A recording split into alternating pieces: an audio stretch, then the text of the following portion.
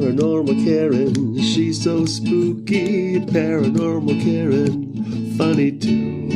Paranormal Karen, she's so spooky. Oh, and did I mention she's funny too? Yeah, cha-cha-cha. Hey everybody, welcome to Paranormal Karen. It's August 13th. Guys, I'm going to put up an ad. I got a whole bunch of dates coming in September. Hopefully we're all still open and everything's going on, but I'm feeling hesitant about that. But I'm so excited. Today, you all know Nimue Ecafiwiki, right? You got it. You and I literally...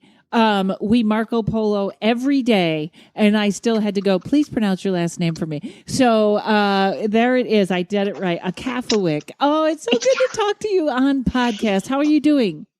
I'm here. I'm remaining excited and open to all the crazy changes that are happening and that are still to come. Mm-hmm. But it's been a year. I think you and I have talked a little bit about just how freaking crazy 2021 has felt. Yeah. And it's not, it's so strange. It's not getting better.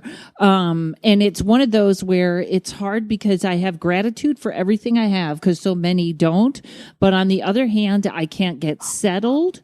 I was thinking today in yoga, I was thinking, do you know how in the zombie movies, there's only like 5 regular people and then 2 of them pair off and they have sex and it's not like they're madly in love, but it's like, this is all that's here, but we'll make the best of it. That's everything in my life right now.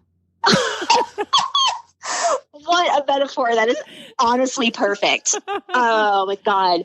Yeah. The not being able to get settled is really resonant for me right now. I am now I'm moving very shortly. I'll be there by the time this podcast comes out, to Arizona, just very suddenly, unexpectedly. This will be the 3rd time I've moved in 2021, which is a record. And it's a record for me. And, it's weird because when you told me that, I thought you do love Sedona, though. Like I don't know if you're going to that part of Phoenix or something, but you do very well energetically in Arizona, don't you think? Very, and I always have, not just in Sedona, but just in the desert. Period. Like I love the desert. And that's funny coming from somebody who like is in the ocean literally whenever they can be. But there's something specific. I think Sedona specifically is like, I feel like I'm being summoned. Like it doesn't feel like a gentle invitation. It feels like they're grabbing me by the shoulder and being like, why did you leave in July? Like you're supposed to stay here. So, yep. And the way that manifested is so freaking weird. Like I dabble a little bit with reality transurfing, which is kind of like a manifestation brain hacking technique, and took some advice, which was to do something you don't normally do during the day, like try to break your habits, break your patterns, so you're not doing the same thing over and over again. And I reached out to somebody who I had stayed with at an Airbnb there back in April, just on a whim. I was like, I'm just seeing if you know anybody. And then a couple days go by, I see pictures on Facebook in the marketplace of that house being advertised for rent. And I was like, what? And like, I messaged her again and I was like, oh my God, like, I didn't realize that you were putting this up for rent, blah, blah, blah, blah, blah. Long story short, she calls me very shortly after things kind of got combustible in my life, after I like literally looked up at my ceiling and was begging my guides for help. I don't usually beg them for things. Like they're very patient with me and I try to offer them like a lot of grace with respect to how things are going in my life. I was like, please. And then an hour later, she calls me and 15 minutes later, she's like, you can come move in whenever you want. And I was just like, what is even happening? Like, this is a house I've stayed in. I know these people like at least enough to know what they, who they are, what they look like, what their vibe is. Wild, but still like, because of how unstable everything has been this year, I'm like, okay, this is great. This is exactly what I want. Also, I'm scared because what the fuck else is coming? I just want to lean into like, be that relaxed, go with the flow person, but I still there's some feeling here that isn't settled. And I don't know, you told me something interesting the spiritual community was talking about. Yeah, so I'm hearing murmurs that we are somewhere in 4th. I think we're moving into like either 40 or 50. It's like one of those higher dimensions, but we're in an in-between place. It's like I think what I heard was like the entire planet is basically went through a death process in 2020, like the whole planet. And now we're moving into like that higher dimensional way of reality and way of living, but we're in this like in between space. It's like a body that's starting to kind of almost decompose, but the nutrients of that corpse are like feeding new life and feeding a new reality. So a lot of folks right now are kind of just staring into the abyss, being like, what am I? Like, what is happening? Like, what is reality? Like, who am I supposed to be? And it's not cute. Like in 2020, it felt kind of invigorating. It felt like, oh my gosh, like I get a break from the norm. I get some time to figure out everything's going to change, blah, blah, blah. And nothing has really changed except that more people are awake, and it's leaving people just kind of stunned. It's like we're looking at a reflection and not noticing what we're seeing. Does that make sense? It does. In fact, I was just going to add to it and say, I feel a little bit like everything is fake.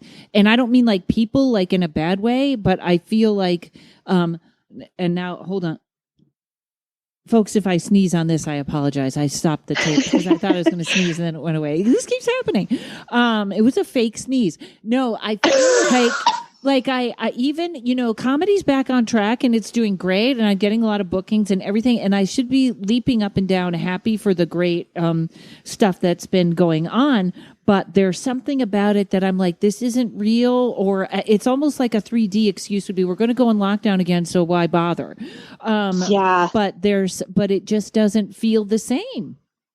It doesn't feel the same.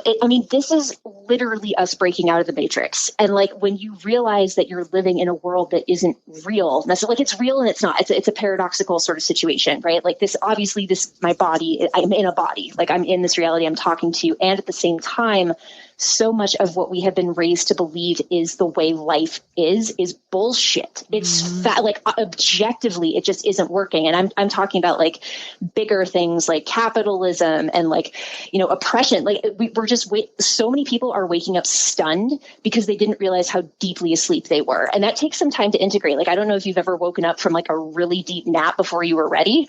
And you're just like, whoa, like, well, I don't even know if that dream was real. You have dreams that feel really real and you can't tell the difference. Like that's kind of where we're at. I feel like we're waking up from a dream that we were convinced was real. And elements of that dream are still kind of playing in this reality, but not as much as they were. That makes sense. That I actually like too what you said about breaking through the matrix of, because everything is right here. Everything is the paranormal, the everything is kind of right there. The manifestation, watch your thoughts. It's happening so fast, but it's also in this 3D. I don't know why, but I feel like more so now than ever, you better take care of this Earth suit. Like you better, maybe it's the virus, which probably would make sense that we all got to think about. But I really feel like health wise right now, it's so important to be getting more natural stuff, more organic stuff. And I've always been a healthy eater, but something right now, all of a sudden, green tea tastes good to me. And I always used to make fun of the green tea lobby because I was like, they're always pushing the green tea on us. And now I'm like, okay, and iced tea, it's not bad, but something is about. It is almost like don't ignore this 3D world while you're moving into 4D. Yes, I completely agree. And this is something I had to learn the hard way a couple of months ago. Like I can eat 20% of what I used to be able to eat. Wow. My body just like my digestive system will not handle it. And I have a lot of theories about why this is that are both like 3D related just because of all the fucking shit that's in our water and our food and the soil. Like, it has a cumulative effect, but also energetically, there's so much shifting. And you hear people in the spiritual community talking about like, our new bodies coming online and this new DNA strand and this, that, and the other thing. And that it's funny because like I almost used to side-eye that a little bit for as weird as I am. There are still some things that I hear people say that I'm like, I'm going to I'll suspend judgment, but I'm not sure how I feel about it. And then my body shifted overnight. Like I was in the hospital, like it was really intense. And in order for us to sustain whatever this transition is, this moving up into a higher frequency, our bodies have to come with us. Like we're not leaving those behind. And that means our bodies have to start vibing at that frequency. So if there are blockages or things that you're not doing to stabilize your meat suit, that's going to start showing up really quickly and really intensely. Like a lot of my clients are saying the same thing. Like I very suddenly couldn't eat dairy anymore. I can't eat meat anymore. My body's just doing all this weird shit. And it's alarming. And I highly recommend that everybody obviously, full disclaimer, go check in with a doctor and stuff if you're having symptoms of stuff. But this is wild to me because I feel like my body is getting lighter. Like, I feel like it's vibing at a completely different frequency than when I was just like mindlessly shoving food into my face. That's and I never preach this, and folks, take it for what you will, but I became vegan 10 years ago. And I remember I walked into my tarot mentor, and I had given it up for like a year, and I walked in and her eyes popped out of her head and she said, "Did you stop eating meat?" And I was like, "Yeah." And she was like, "You have no idea how clear your aura is now." She had been vegetarian, I think, or vegan, one of the two. And she was like, "You don't understand how that's dead flesh. You're putting the vibration of dead flesh in your body." Sorry, everybody that's still eating meat. I don't, like I said, I don't like to preach this because everybody's on their own path, but I feel like it was that.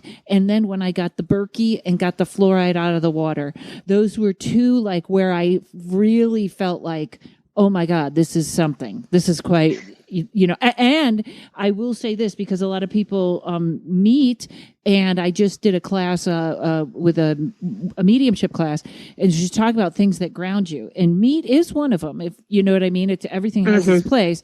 It is grounding, and she said, it's such a great class, Melissa St. Clair, everybody.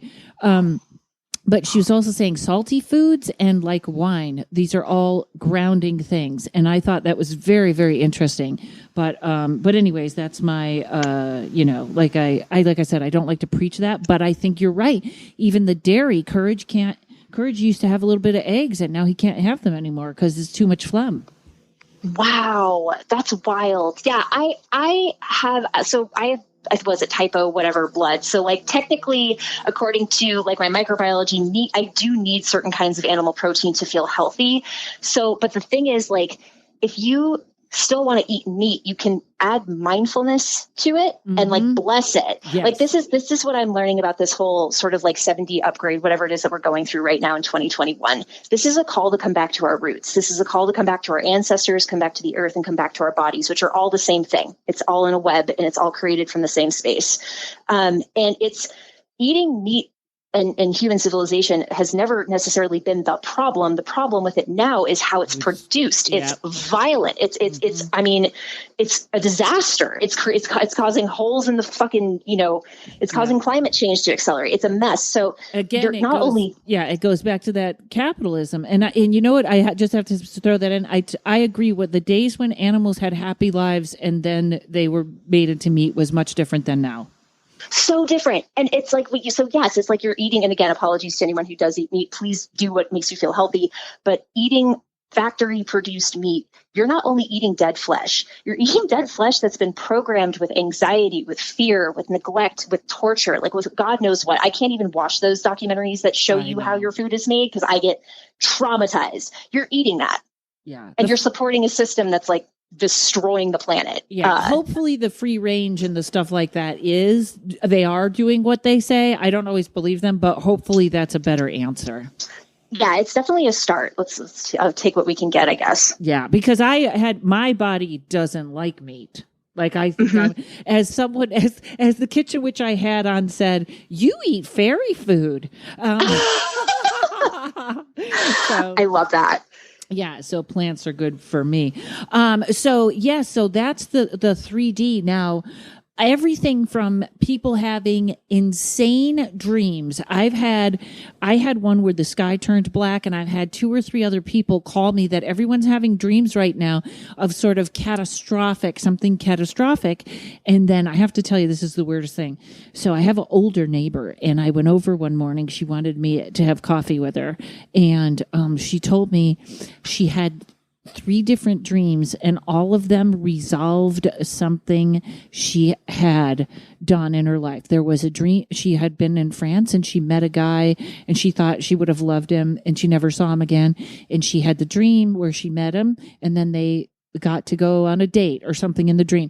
She had a dream she couldn't get to France, and then she couldn't catch the plane, and then the plane was like, nope, we held the plane for you so you could go to France. She was like, all these things got resolved in all my dreams last night. And I was like, is she going to pass away? Like, isn't that weird?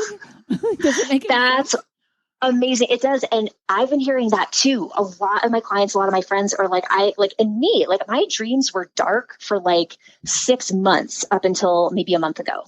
I have very vivid, very powerful, very like, oh my God, here we go again, dreams. And then they came online so bright that I keep my phone near my bed so I can record into it when I'm like waking up so the dream doesn't fade, because they will fade really quickly. But it's crazy what's going on. This is I giggle when I say this, but this is 5D. Like, this is what people are talking about in the spiritual community when they talk about ascending, when they talk about changing our vibration. It didn't change as much as we thought it was going to. I think people thought it meant they were going to start levitating and that they were going to start being able to, leave their body, great. do all this stuff. I can't wait for that. Would be amazing, but it's more about our accessibility to certain kinds of information. And that information includes these other dimensions, includes the astral realm, the causal realm, and all these other spaces in between and out, above and below.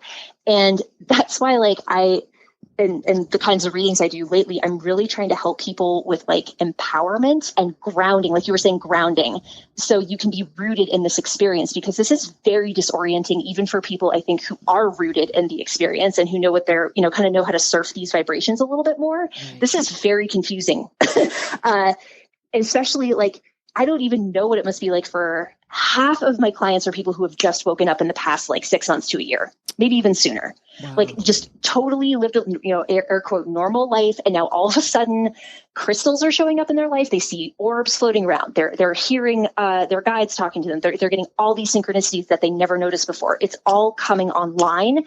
And that's why like the grounding, the rooting, taking care of your body is so critical right now, to feel safe through the process, I think. I have a question about, because this is a weird thing. I'm thinking, because I'm an old lady, or something, or I explain to me what it feels like when someone just wakes up. Like, do they just start to feel? I think I've been, I either woke up a long time ago or I eased into it because I started a long time ago.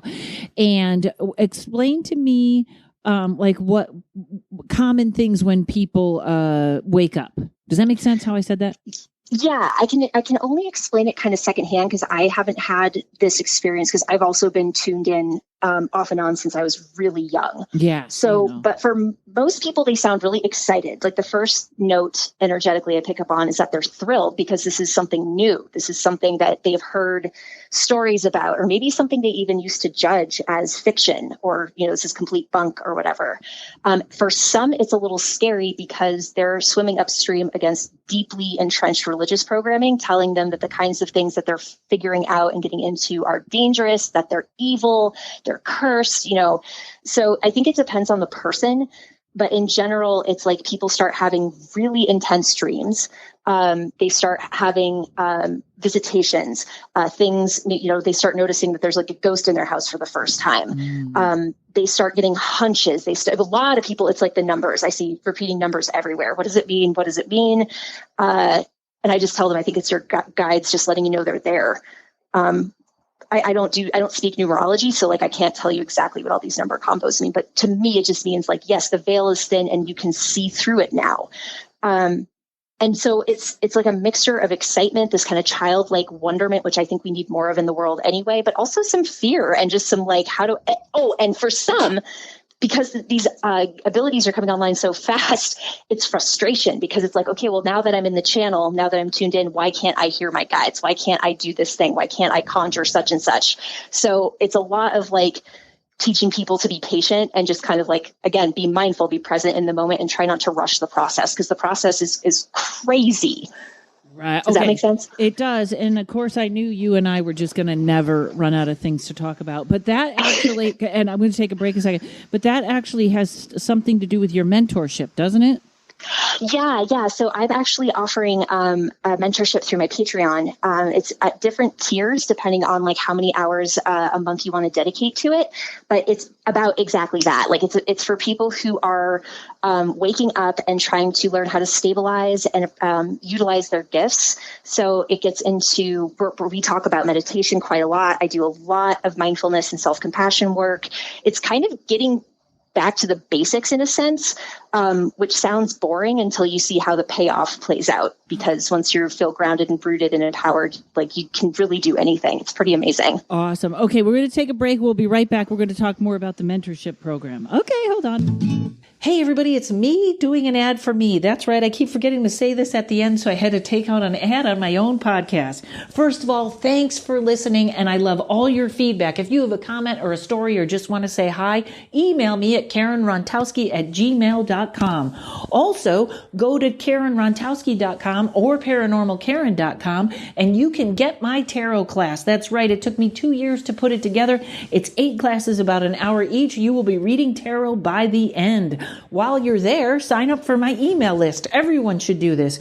I only send out an email about every 2 to 3 months, and it's filled with typos and misspellings, so you know I haven't been kidnapped, and that's the best way to keep up on comedy, dates, and whatever is new. While you're there, you can book a 30 or 60-minute tarot reading, or you can get a gift certificate for somebody else. I got a little bit of merch left. If you want a Paranormal Karen Shungite sticker for your phone to make it safer, you can email me about that, or I now sell Paranormal Karen reusable straws. You take them with you wherever you go. Maybe you're doing cocaine with someone that doesn't look like they're clean. Boom, you got your own straw. karenrontowski.com. Okay, so, that is interesting because grounding right now, I think, is one of the hardest things to do. Yes, it is. Especially so right now I'm working with my guides on my screen addiction, which I think many of us have. And we kind of joke about it, like, oh, I'm addicted to my phone. Like, it's cute. And it's kind of cute. It's fine. Except like my guides, especially the 2 that are Syrian guides, SIRIANS, the galactic guys, they do not like what the screens are doing to us. They yes, they're a portal and they're a gateway for information, like invaluable connection, right? Like this is how the internet was the introduction of collective consciousness, in a plugged in kind of way on this planet. But that's not, the guides are now saying that that's not the first time you've had collective consciousness. You guys can do this without the screens. So I'm trying to, find better things to do than just stare at my phone. So read a fucking book. Like reading a book is so hard for me now. Sitting still is so hard for me now. Mm-hmm. And not to mention that a lot of the stuff on our screens is reflecting back a world that is dying. Right. Yeah. Like depending on what a lot of people are like, oh, I want to stay informed. I want to read the news, but the news is programmed to make you feel hopeless. So we're not only losing time by staring with our heads down, cranking our neck at this piece of equipment, but we're also being fed not total untruths, but very curated bits of information that will then curate our reality according to who's in charge. Right.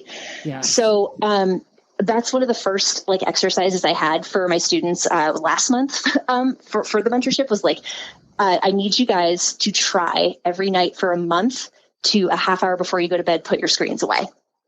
And I could just feel the energy being but you know what I mean? That if you lose your phone and you're desperate, if that's the response you have when you don't have your phone or your screen with you, that's an addiction. That's a legitimate problem. Yeah. So that's step 1 for me. Not step 1, step maybe 1,000 at this point, but one of the big steps for me is trying to just reduce how much time I'm staring at the screen to get grounded in 3D reality. It dissociates you. It pulls you out of the present moment. So yeah, that makes not easy. Sense. Yeah, it is interesting. And it's almost like there's always another thing to do. I love that I can do all my banking and everything online and but it has so much power. So much power. It's running the world. It's running the entire world. And that's where I'm really excited about the trip to Sedona because there is less EMF out there. It's a dark city. There aren't even streetlights at night. It's completely dark. And so the connection to the natural world out there is very immediate. Is that done on purpose out there? Yeah. I think it's one of just a handful of cities in the US that does that. Wow. That's amazing. I didn't know that. It's the skies out there are gorgeous. You're it's a very small town, but you're in a town that could be flooded with light and it's just the stars and the moon. Wow. And all the UFO activity that's out there too. Because there's a lot of I'm going to have to go out and visit you because it's been years since I've been to Sedona. And when I went, I did a gig, which was like, I did it and then I went home and stuff like that. But I got to see that out there. I haven't been there in a long time. And I feel like as we wake, we get stronger and stronger. So I don't think I was as woke then. And I think now it would be quite powerful. It's powerful as fuck. And like, I do recommend that, like, when people go there specifically, like with the intent of connecting spiritually, you're just going there, period. It's a vortex site. So that means like, it's like Moldavite on steroids. Like it will, whatever shit you're dealing with, whatever energy you're working with will be amplified by a lot. And I speak from personal experience on this one. Like every single time I've gone, it feels like I'm like slingshotted into the next level of my life. Wow. It's really intense, really beautiful and really powerful, but it's truly something else. Well, you will find you'll find your beach there. But you're not even sure if you're going for good yet. You might be back. I might be back. Yeah. So it's temporary for now. It's funny that you say you might find your beach, because there's actually a little sort of hidden site there called Buddha's Beach. And I was searching for it with a friend of mine, like a couple weeks, 4 weeks ago. And we followed the directions, completely got lost, got turned around. And then we went through this archway, this like trunk that was shaped like an archway that I swear to God had not been there before. And I looked at my friend and I was like, we're going through this. And they were like, okay. And I was like, this is a fucking fairy portal. We're doing it. We went through it. And then we found this little hidden spot. And it was one of the most beautiful places I've ever seen, like in my life. Wow. But it was totally fae. Like there were fae all over that forest, and they completely led us to where we were supposed to go. Oh, that's amazing. And you have, because everyone knows I think that I'm supposedly very fae, but I don't understand the fae. So you feel them when they're around, or they chitter chatter to you? I feel very, very blessed to have the connection with the Fae realm that I have had. I don't claim to be any kind of expert with them or anything, but I do sense them. And in my guide readings that I do with my clients, they come through very strongly for me. They show me what they look like, which feels like such a gift. Wow. They're very playful. I vibe with them. And it's funny because a lot of people are like, aren't you afraid? And aren't you this, that, and the other thing? And I'm like, they've never made me feel anything but just like in love. Like every time they show up, I'm like, oh my God, it's you. You know, like it's just so magical. Like they're so powerful and they're so, yeah. If I keep talking about them, I'm going to cry. Oh, well, that's good. You must have a good pack around you, or resonate with them. And you you do a lot of readings too. You're doing a lot of readings on TikTok that are just fantastic. Oh, thank you. Yeah, I do zodiac readings on TikTok, which are really fun. It's just like Tuesdays through Fridays. I just like read people to filth. It's not the way I usually do my one-on-one readings. Like I go for the jugular. My guides come in really, I think it's the Lyrans. They come in really, really strong and just tell people like, stop fucking up. Like, you're fucking up. And I never say that in my one-on-one. So it's kind of fun to be able to like engage with that kind of channel. But yeah, I'm doing those. I'm still doing the like getting people to know their guide readings, which are the most fun. That's been the most interaction with the Fae that I've had that has felt deeply personal. And by the way, I apologize everybody about the a window is open because it's 1,000 degrees and I haven't turned on the air conditioner yet. So if you're hearing motorcycles go by, I apologize. I want to talk about two things too, but I cut you off there. I'm sorry. I want to talk about when you channel, like the aliens, number one, and number two, you just said it. You said, do you remember what you just said it? And I was like, the Fae and the spirit guides and getting to know your guides. Yes. Know your guides. I love that. That's part of your Patreon, right? The getting to my guide, that's like more of a specialty like reading that I do. So like it's on my, I think it's probably the most popular out of the readings that I do, just because it's also the most fun. Like I'm not going to lie. Like I cannot get over some days how grateful I am for the kind of work I get to do, because in the get to know your guide readings, it's literally, I've talked to ascended masters that have come through. I have spoken to like archangels before, the Fae, people's ancestors. Like it is absolutely, like with the client I had today had two ancestral people coming through. She was had indigenous blood, and they were coming through and telling her, I'm going to teach you how to do this. I'm going to teach you. It's just a gift to be able to communicate with so many different types of beings and so many different types of energies that are all here ultimately to help us the fuck out. Like, that's another thing I try to teach with, like, not just the mentorship, but most of the readings that I do, is that we are loved. Like, for as fucked up and like messed up as humans can be, and like how weird this planet is, we are deeply cared about. Like, there's a lot of concern that has gone into the shaping of this planet, and quite a lot of guardianship. And I think the only thing separating people from that awareness is feeling like they're not worthy of it. And you are. Like, everybody's worthy of that. And once you start believing that, that's when this communication starts, I think, really amping up for folks. Well, that's also what I feel like the problem is with the world. I feel like the world teaches us that we're not. Do you know what I mean? Absolutely. And it's bullshit. Like, it's also a function of capitalism. It's also a function of like deeply Western religions, and no offense to anybody who is religious. Like, I'm not trying to throw shade, but it's the programming. The programming Right. is trying to tell you, you are a subject. You aren't worth it. You have to earn love. You have to earn this, that, and the other thing. Whereas, like, I'm just in a meditation, I can feel like 6 or 7 of my most beloved guides just holding my space with me. And it feels like, again, I might get emotional talking about it. It's beautiful. And they're there because they want to be. Mm-hmm. So yeah, that's, I think, honestly, just like the whole crux of my work is just reminding people that they're not alone, and that they have access to these energies and this love literally whenever, like anytime. Yeah, it's interesting, and this is a whole. I don't even know if this is a whole topic to get into, but that is part of the. I don't even want to say deep state, because deep state leads to QAnon, and there's a whole bunch of people against us, which is not the vibe I want. But I do feel like the people that are in power, like if you look at, we had that lockdown, 100,000 small businesses closed, and the big businesses made so much money, it was ridiculous. But it is keeping, even George Carlin says it, they don't want you educated and thinking on your own. People, Yeah. They want you following the rules. So that's why this weird, everything about, I guess it's a movement, I'll use that for lack of a better word, is meeting up against people that don't want to believe in psychic stuff. The government, I think, really screwed up and made people mad when they said they were going to release the alien stuff, and then they didn't release anything.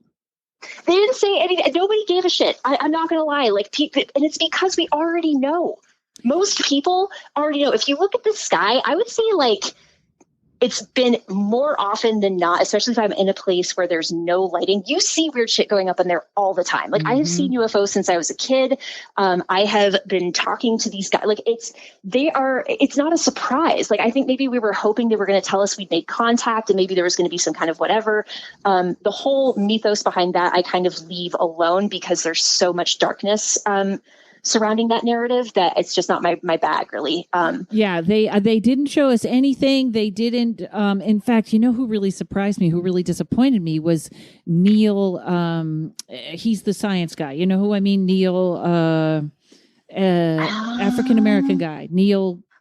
Not familiar. I don't know too many names in the ufology world, unfortunately. I feel like I should. He wouldn't be UFO at all. He's the major science guy. Neil deGrasse. Oh, Neil deGrasse Tyson. Tyson. Yeah. Yeah, he was like, all they got were these grainy pictures. Come on. There's nothing. And I was also feel like he's a blowhard. I know people worship. I feel like people worship him in the same way they worship Joe Rogan. Like, it's the same kind of rabid fan base that loves. Neil deGrasse Tyson has said some really fucked up stuff, like really like closed-minded, very mean, very like not awake stuff. So I think he's a man of science, and I respect people of science. Like, science has a wonderful, beautiful seat at the table with us. We need it. It's critical. And I do believe it's part of spirit, but like this whole bullying of people who believe or want to believe in this stuff has got to fucking stop. It's toxic. It's so horribly abusive. So many of the people I talk to also that are now kind of having these rapid style awakenings, they will like confide to me that when they were kids, they could connect, they could see stuff. They were connecting to things, or they were hearing things, or they were talking to beings. And then something happened that made them feel ashamed or afraid of that experience. And they closed off. They shut it down. That's it. And that kind of bullying rhetoric is just doing that to, like, imagine being a little kid and hearing your science hero who's giving you hope to travel the stars one day tell people that folks who believe in aliens are idiots. Like, God, that's so toxic. So yeah, all the answers, like all of the magic and all that stuff, it's always been here. It will always be here. And it's here right now. And like, that's something I've been learning a lot with. I've been trying to get more into herbalism and plant medicine use lately. Like I work with like shitloads of, probably too many at this point, seeing how my life is going, flower essences. And I've been trying to do more like seated meditation with a plant in front of me to listen to what it's saying. Right. And it's, I actually had an interaction a couple days ago at the Botanical Garden in San Diego with a ginkgo tree. I'm taking Catherine Soley's poison plant course at the moment. And one of her homework exercises is to like connect with a plant, like go to it, touch it, get its consent, touch the plant and listen. And this tree like called me over, like I saw it like almost wave at me. And I was like, oh my God, like I just felt magnetized to it. And, very gently put like a finger like underneath one of the leaves. And as soon as I did, the entire branch just sank into my hands. It was like it was shaking my hand. I was like, what the fuck? It wasn't even that windy. And I kind of got, soft gaze, whatever. And my whole body just started getting warm. I started feeling love. I started feeling peace and relaxation. I felt like my circulation was going better and it was talking to me. And like these kinds of interactions are happening literally all the time. Like the plants are always talking. We just aren't listening. So I think this is another kind of to come back to what we were saying about grounding. If your guys are looking to do that, like how do I ground? How do I do this? Get the fuck outside or get a house plant and just sit with it. Yeah. And realize that there's so much more going on than you think there is. It's funny. I did because I don't really do a lot of witchcraft because as my listeners know, it tends to go wrong with me. And so the mediumship class I'm taking is called mediumship for witches because they do some witchcraft in it, which I do most of it. I just kind of am very careful. And we made a poppet and I put the poppet together and then you're supposed to breathe life to it. You're supposed to be like birthing a spirit. And like before I even got close, it was talking to me. And I was like the first one in class to go, how do we disassemble these? Oh my God. I was like, holy cow. Mine started before everyone else's. And that's actually a very interesting thing. And you've done such great readings for me. And that is a part of me that I don't understand, which is, am I not supposed to be a witch? Am I doing it wrong? Am I supposed to be paid? I don't know what that is, but I was like, very quickly, I was like, I'm backing out of this one. That's really, I think you're just that powerful, Karen. Like there are some people who are so deeply powerful, but like I don't know if it's that you're afraid to not that you're afraid to admit it, but like you just have it. Which is why I think it's cute. Like it's cute that you're taking a class on it because it's helpful. It's helpful to have parameters, right? Like, and yes, it's nice to have, but you could probably, I don't know. I'm seeing in my mind's eye like somebody who just has a shockwave coming from from you. Like I have to figure it out because it makes, or anybody send me an email if you can figure it out because it happens fast. And if I am not, I don't know if it's that I'm not 100% engaged or what, but it just is not, it doesn't always go well. In fact, it's funny because people always assume I'm a witch too.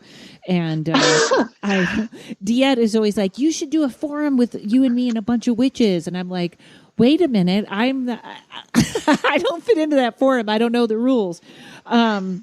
But that's amazing with the plant medicine because you know what? I really think this is where I always feel like you're a step ahead. Is I feel like we're going to a stage where no one is going to be able to afford their health care. And a lot of people are going to get sick with these weird things and they're going to start turning to what they can afford, which is naturopath, which is herbs, which is medicine. And I feel like the other thing too, the clearer our bodies get, the more powerful that stuff is. Absolutely. Like anyone who goes to take like ayahuasca as a plant medicine, you're asked to do a dieta beforehand, meaning that there's certain things like you have to cut a lot out of your diet, like no salt, no spice, no cannabis, because you have to make room for that energy to come in. So yeah, the cleaner we get our bodies, the easier it's going to be to hear the plants. That's another thing. The more grounded, the better we get with our diet, and just like paying more attention to the signals our body is telling us, the easier it's going to be to understand how this all works. Modern medicine is brand new on the human timeline. We have been using plants successfully as medicine for thousands, if not hundreds of thousands of years before the advent of modern chemistry. And almost every single medicine we take is plant-based. Like, it's derived from somewhere that is a plant that is of the earth. So it's all there. So yeah, I think it's just a matter of, like you said, getting ourselves kind of clean enough and open enough to listen, and trusting the experience. That's another reason that gaslighting somebody out of having a supernatural or paranormal experience is so harmful. Yeah. So like, say that you get this vision from a plant, and you're like, oh, it's bullshit. Like, it's just noise, or I'm making it up. Yeah, it's just my imagination. Where do you think reality comes from? Yeah. Mm-hmm. So, yeah, like, I sat with belladonna a couple of times, and I didn't know that belladonna used to be used back in the day, and I guess in Italy, women would like put it in their eyes to make them dilate, to make them look more attractive. I didn't know that, and I go into a sit with belladonna. We invite the spirit in. And I just keep seeing eyes everywhere. Like, at one point there were two eyes that had like the optic nerve and stuff attached, just staring at me. So it was all this eye imagery. So that's the medicine communicating something to me. That's like, okay, so you have something to do with the eyes.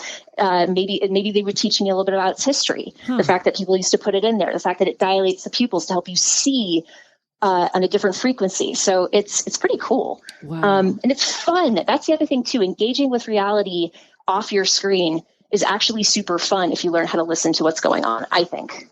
Wow, that's amazing. All right, so let's take a break right now. We're going to come back and hit all this, and we're going to start with everything that you're putting out there, your mentorship. We're going to cover everything first. Okay, hold on, folks. Psychic teas, spelled with a Z, are scrumptious herbal combinations with antiviral and anti-inflammatory properties. Without sugar or caffeine, psychic teas won't mess with any medications and are designed by a naturopathic doctor. Many testify to positive results. Detox chakras and psychic tea blends enable bodily functions with superior efficacy, while more love and champagne blends support awareness of subtle joy and bliss. The CBD's teas are magical with myriad healing effects. There are 20 servings per package.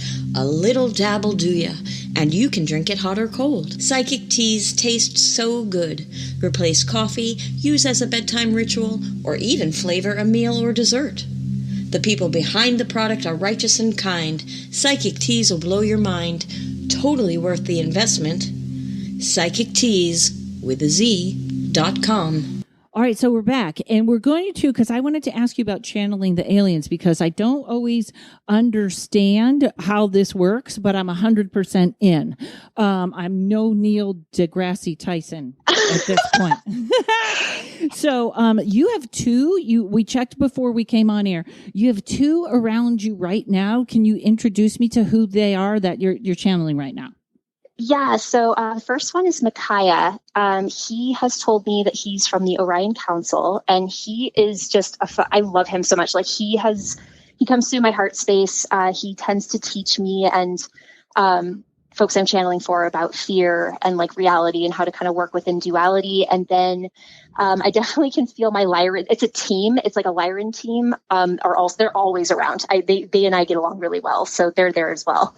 So when I'm supposed to be from the Orion Council, so maybe Micaiah knows me. I'm kind of joking there. But, he's laughing. Well, that was a knee slapper for him. Oh, good, because I was told that the Orions they really have the sense of humor that most aliens don't, and they really have a sense of humor. So he must be very funny. He has a sense of humor, and he puts things in a very nice way to hear. The Lyrans can be a little, they're more fire energy. Micaiah is more, I would say, like earth, water. If I have to classify. So sometimes he talks about fear. Does he have any advice? Because I feel like we're shoved between a hard and a rock place. We kind of have to watch the news to what's going on, but it's all a lie and it's all fear. Ask him if he has any advice for us to just stay in ourselves and listening to our heart. Okay. he's like, you do not need to watch the news. Okay. He's like, you need to drink water and eat food. You don't need to watch the news. So that's just one thing to kind of cement in your brain that you're not irresponsible for not watching the news at this point, because most of the media is not fabricated. That's not his word. He said it's, he is saying fabricated / fake. I didn't think he was coming on that strong. It's not that the events aren't happening. It's that the narrative is, he says, completely glossed, enameled, and painted over. So it's a packaged thing that they're selling you, and you guys are eating it like it's candy, and it's rotting your brains. So he's like, you don't need that. To stay informed to the collective is to tune into your own body. If you want to know what's going on in the world, ask your body what's going on with it. Okay. And that I'm guessing would apply to the pressure that's outside. I feel like there's a lot of pressure on people right now, especially those of us that are woke. There is just so much pressure right now from everything coming in the outside. Let me see if there's any more. How do we trust ourselves? Okay, do you have anything? He's saying the words lean in. And like, the feeling in my body is like when you're leaning back into someone you love's arms and they're wrapping their arms around you and you feel safe and held. If you haven't had that experience, like just leaning back into a warm bath, leaning back into a tree branch of a tree that you like to climb. He's saying that's how you want to approach your own self. Like lean into yourself the way you would lean into something that's there to hold you and carry you and love you. And he's anything else. He's saying something about, he's talking really fast. Sorry. Okay. How can we learn to trust ourselves? He says by defying the concept that you are enough. He's like, it's an act of rebellion for some of you. And some people do well like this. I'm one of those people that I thrive off of spite sometimes. Like I can sometimes make a decision to like be have a better life just because fuck the world. Like I'm not going to be beholden to this narrative. Mm-hmm. But he's kind of saying the same thing. For some of you, it's a rebellious act. It's telling your teachers, telling your parents or whoever. He's not saying the word go fuck yourself, but like to tell them you're wrong about me. He says, make yourself the hero of your own story. And trust that story is from your heart, if that makes any sense. Yeah. I feel like we're in so much fear right now. This is a good topic to stay on, but I'm not sure what else to ask. Is there any way, do we need to shield ourselves energetically from the fear that others have?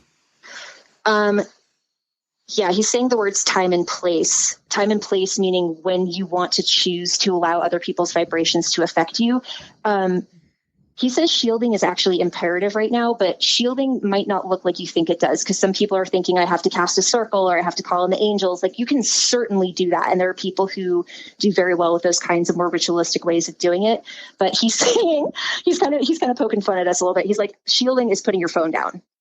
It's putting it down. Shielding is putting it down. Like the shielding is being in the moment. Shielding is breathing into your body and noticing where the breath is going. Okay. So that's interesting. He's never told me that before. It sounds like, yeah, I think that sounds right. It's like the other day when I was talking to a different neighbor and it was very negative, I sort of like put up a wall of energy because I was so in touch with, wow, this is not what I want to be listening to right now. Does that make sense? Yes, absolutely. And that's okay. He says you get to pick and choose.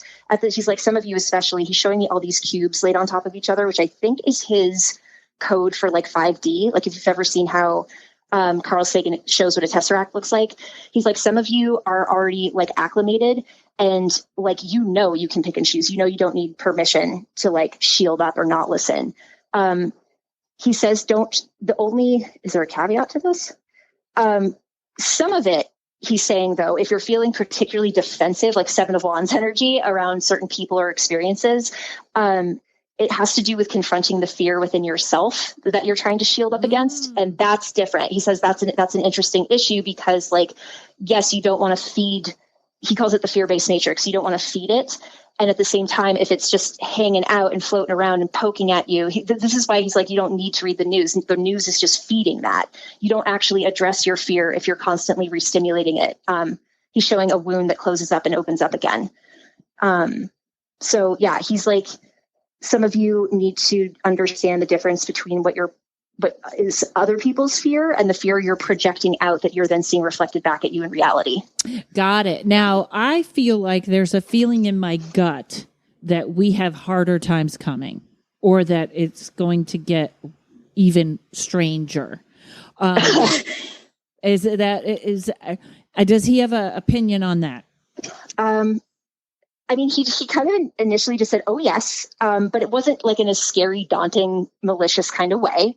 Let me see if I can get some info on that. Do you have any words about what we're going into? He's okay. So he's putting on a harness, like he's putting on a safety harness, and he's like, strap in and just like get ready. So here's the thing: like roller coasters are fun, but they're scary. Right. And sometimes you think you're going to die. So he's like, just strap in, harness up, shield up, do whatever you need to do. And we're in this ride is kind of what I've got from him. So the resistance to reality, the resistance to what is unfolding is just going to make everything much harder. The resistance is preventing people from allowing their density to shift upwards. Because resistance adds density. So he's like, just go along with it. And this is why he's telling us to get off the screen and into our body. Listen to what your body's telling you, because your body's going to give you the hints about how to ride this out with as much grace as possible. It is definitely going to get weirder. But he says the future isn't fixed. So there's no like final destination that he's showing me or anything like that. Okay, so we can still, because I feel like I get that about the ride, that we're actually just supposed to be cool and know that we're going somewhere. I had a question in there, and then that got so interesting it escaped me. Okay, all right, I'm going to skip. Let's go to not that I'm done there. Well, I hope he'll hang around. But I was thinking, tell me about the other guide also. Oh, the Lyrans. The Lyrans are fierce. So I lovingly refer to them as space cats, because people tend to visualize them as feline. They're kind of like anthropomorphic. So when I see them, they're really fashionable. Like they're always wearing something very unique. They tend to be covered in jewelry and like bangles and bling. They're gorgeous. Like the Lyrans are stunning when I see them in my mind's eye. But the way that they channel is a bit more intense. Like they don't really they don't candy coat anything. Awesome. So I usually warn people before channeling with them that like their advice is very hard and fast. And if you're not the kind of person who can handle tough love, like sometimes these aren't the best. They're not the best guides for me to channel for that person. This is a very interesting question I have for her right away. Is it a her? Mm-hmm. It's kind of a them. There's like a cluster of them. Yeah. Okay. It's interesting that you even mentioned that they're wearing jewelry, because I was told to wear gold just in my head. I was told to wear gold all the time. I don't even know if it's real gold or fake gold, because both seem to be working. But is there something about jewelry or these metals that is important, especially to them? Let me see. I've never asked them that before. It's kind of a long answer with respect to the gold bit, because it has to do with a loving reverence for the earth. It's like this is something that we took from the earth and like shaped and molded in order to reflect the earth's like hidden light, because gold is like underneath. Okay. So it's a loving practice. It's funny because I associate gold and gold mining with like, fucking genocide at this point. So it's interesting that they reframed it that way. Folks, I'm sorry I had to stop there and change my battery, but we were talking about gold. Okay, I hope that didn't break the channel. No. They're always there. But yeah, it's funny because like I associate gold with like colonialism and horror, and they're like, no, we actually shaped this and as a way to reflect like the abundance and the beauty that's like hidden within the earth, or I'm sure their planet or wherever planets they're originally from. Okay, this is a weird question. Do our looks matter? Do our looks matter? Or how we present ourselves? Is it important? Sorry, I'm like tripping out a little bit asking that question, because how do you guys want me to answer that? Because there's like a multi-level answer to this. They're all okay. Well, they're like only as important as you want them to be, but there is something to be said for how you externalize your appearance and what you're trying to tell other people. They're like, what kind of story are you writing with how you're expressing? So they're like, it doesn't just, let me see if it matters, like what we wear. Yeah, they don't seem to really care what we wear. They did say something about conductivity and gold. I don't know if that's something I'm just like remembering, but they're saying something about the electromagnetic quality of gold too that has an importance to them. But I don't know that I have the vocabulary to explain what that is. Okay. But them presenting beautifully, it's how they're saying it's how they want to be seen. It's like the beauty of youth says something about the vibration that youth is in. It's like this fresh, like untainted sort of vibrational state, and you know, ideally.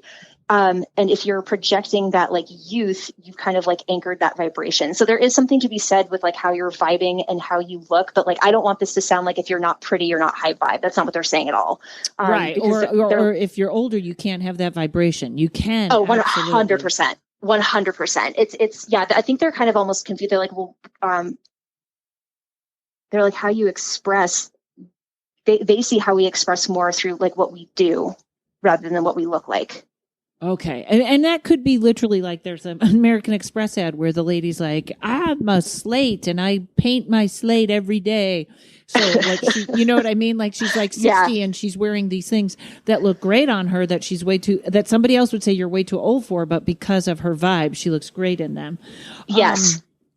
Ask them if they have any suggestions for our health, our 3D health, since that was one of our topics. I mean, this is where I sometimes, I don't get frustrated with them, but the answer can be difficult because the first thing they're saying is get clean water, and our water is in trouble. Okay. So clean water is huge. They're saying you need to, this is kind of them coming through. They're saying you need to restabilize having both feet on the ground, both eyes looking forward, nostrils flaring. They want us to be breathing through our nose. They're like, most of you don't know how to breathe. Most of you aren't taking the time to learn. Most of you aren't taking the time to give, they're saying a flip about your bodies. I have another guy that's not here right now, but that has come through and said that we treat our bodies like an afterthought. And that's causing a huge, huge glitch in our, how we're connecting with the planet and ourselves. I agree with that. Yeah. And they're rubbing their bellies. So there's something about like just really keeping your gut's health. This is definitely a bit of a message for me too. Like in mind, chew your food.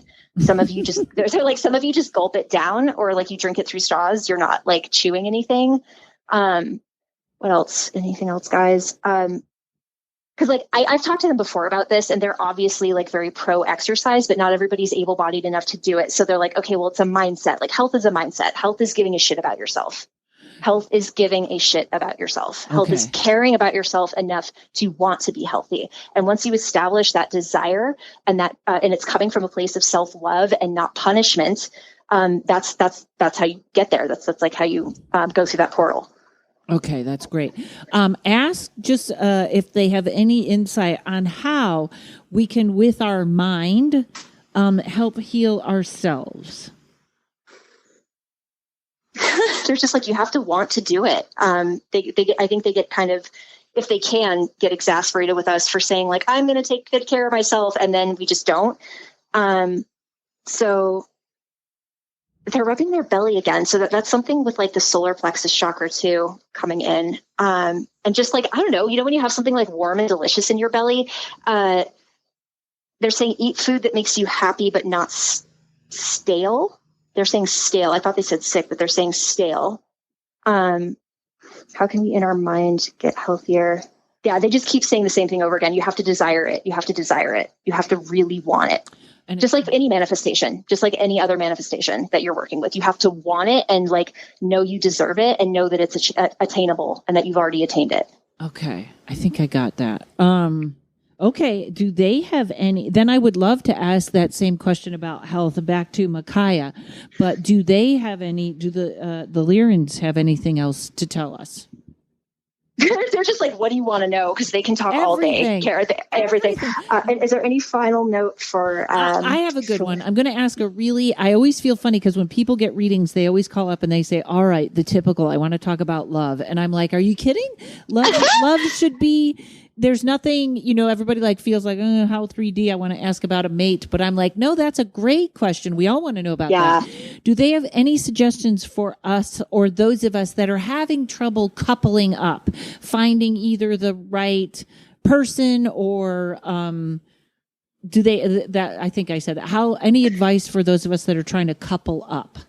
Yeah, they just said, interestingly enough, we respect your patience with this because they're showing me a switchboard. What's happening is so many people are coming online and deciding like where they're going to be for this next kind of iteration of human evolution.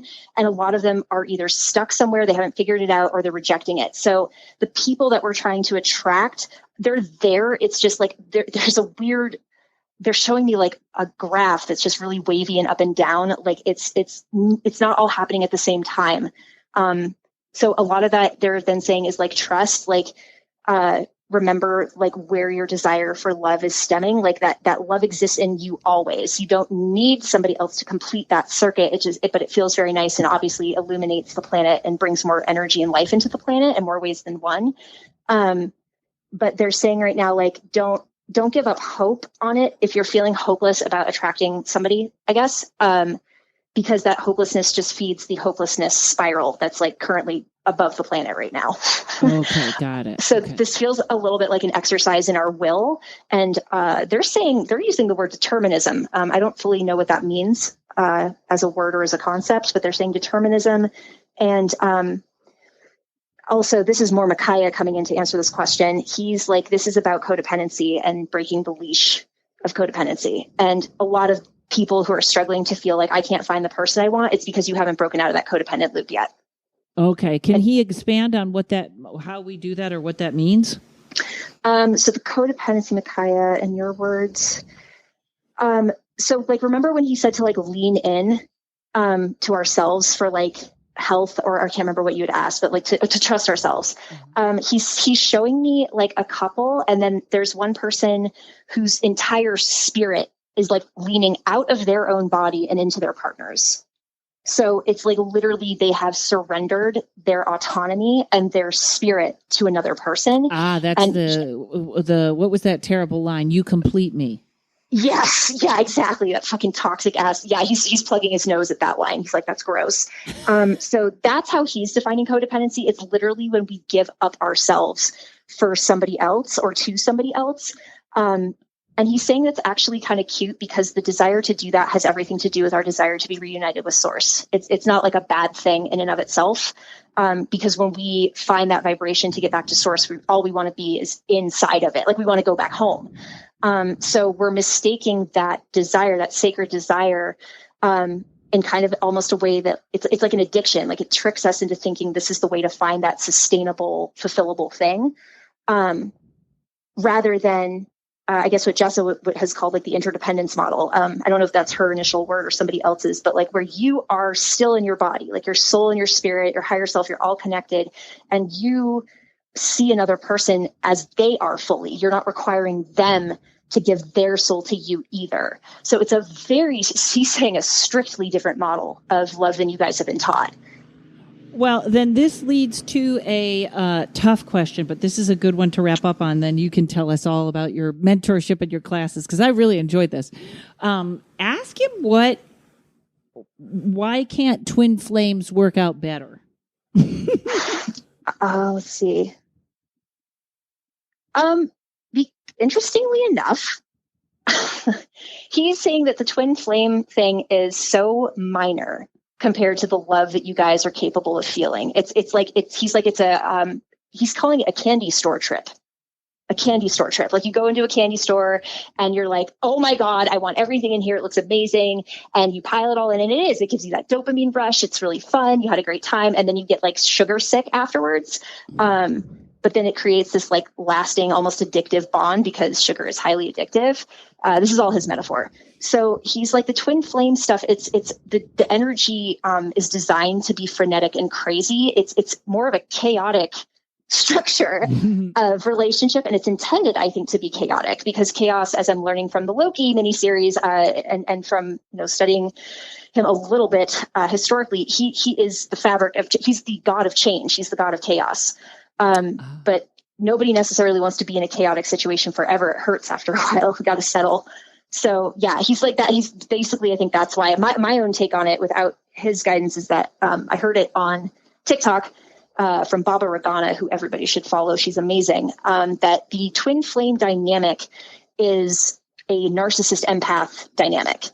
So it's not sustained. It's toxic. Like it's like, yes, you complete me. The narcissist gets their food and the empath gets their, love bombing or whatever, but it's not sustainable. So that's my take on it. But his take on it is more that like that dynamic from a higher dimensional sense is just like child's play. Which is probably not what people want to hear who have had a twin flame experience, because like it hasn't felt like that to me when I've had twin flame experiences. But according to him, it's like, she's like, awesome. All right, darling. Tell everybody what you have coming up, what classes they could take, your Patreon, everything. Yeah. So all links are on my link tree, because there's a lot of them. It's linked, tr.ee/femme fatale tarot, Faye spelled Fae. And I have a mentorship program that's going to be ongoing. It changes and shifts kind of like what we talk about every month. But there's different tiers on the Patreon depending on how much time you want to spend on that. And that is, again, centered around like spiritual empowerment and just feeling empowered, period. I have a workshop on getting to know your higher self coming up on August 28th. And I'm really looking forward to that. I've done this meditation a couple of times now to get people acquainted with their their higher self. And 2-hour workshop, we're going to talk about how to challenge limiting beliefs about ourselves and bring in this like kind of higher idea of ourselves. It's going to be really fun. And then, I got TikTok, Instagram, and readings, all the readings. Awesome. All right, everybody. Reach out to Nim. I just adore you. Like I said, it's almost weird to say goodbye to you because I know we're going to be Marco Poloing in about 5 minutes. Absolutely. I have so much I want to talk about still. All right, darling. Well, thank you for coming on. Everybody, thanks for listening. Thanks to Mike at Uno Rising Media. That is it, folks. I will see you next week. Check out all those things Nim told you about. Bye, everybody.